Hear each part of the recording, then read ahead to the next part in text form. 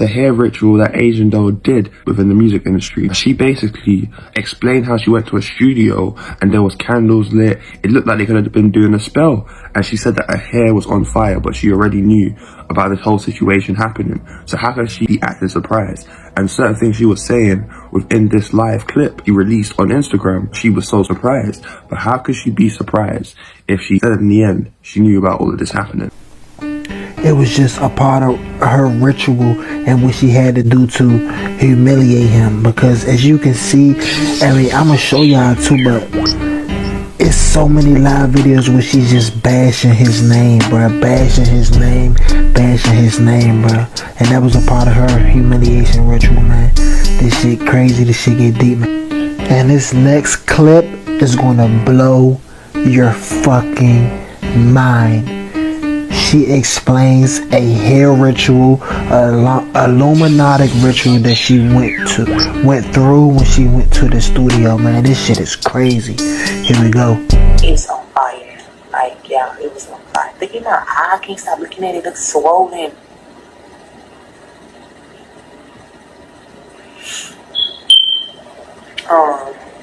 So we in the studio. Alright, we in the studio.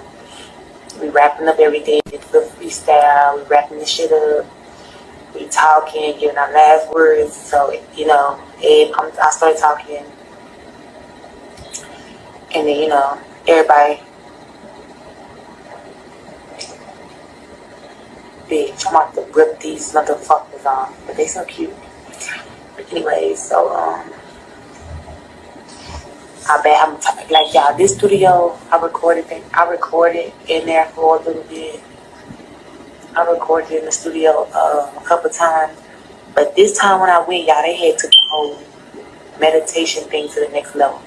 So she's covering it up by being a ritual, by saying they took this whole meditation thing to another level. Before, what level was it on, and how did it go to another level? Meditation is when you're breathing in, doing breathing techniques and closing your eyes, and a meditation pose. Not lighting candles and doing rituals. That's something completely different. So she used meditation to cover it up as a ritual and hiding the fact that they were doing witchcraft in the studio.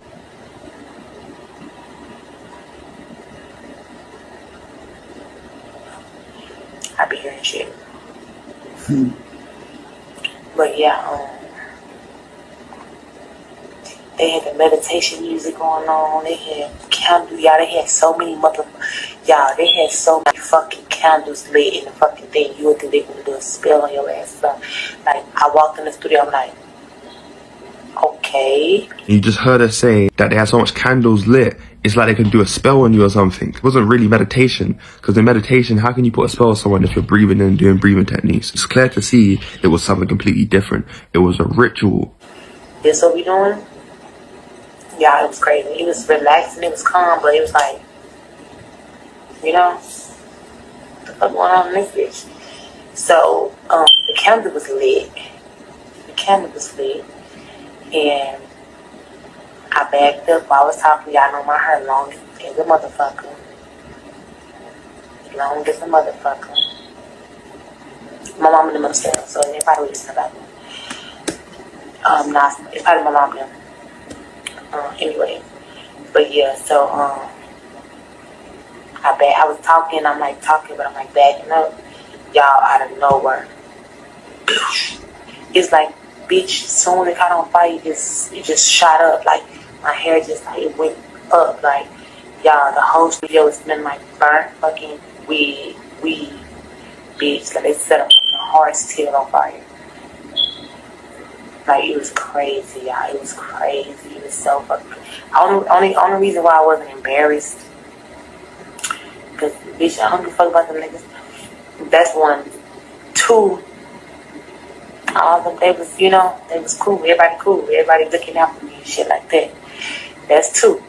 So at first she just said the reason why she wasn't embarrassed is because she doesn't care about these people that was in the studio. But then she said that they're actually cool and they care for me and they were looking out for me. So how can they be looking out for you if your hair was on fire? And on top of that, you're saying that you don't care about them at the same time, but they're looking out for you? Obvious to see. This was her way of getting into the industry and she had to go through this ritual. Three, I don't get no fuck. People's like, oh my God, you're not embarrassed. I'm like, no, bitch. Why would I be embarrassed that my hair's not on fire? If anything, bitch, I was scared. Fuck embarrassed. Hell no, I didn't rip my wig off. If it would have came down to it, I would have ripped that motherfucker off. But they had,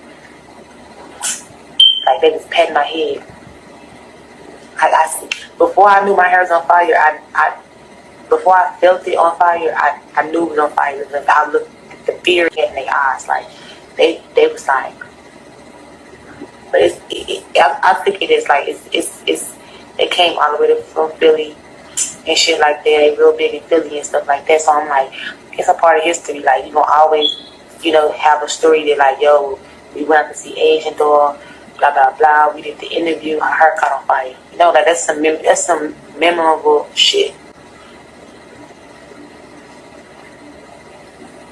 Her saying it's part of history is a part of her actually getting accepted within the industry. That's just all it is. But in a sense of saying that it's a part of history, like, really, is it that deep? Is it a thing where you went to a studio and done a collaboration with an artist I want to do a collaboration with? Or is it a situation where your head is caught on fire and it was ritual because you knew it happened, they were patting your head, it was all planned. After that, everything was cool, it ended and that's it, done, like, it's over.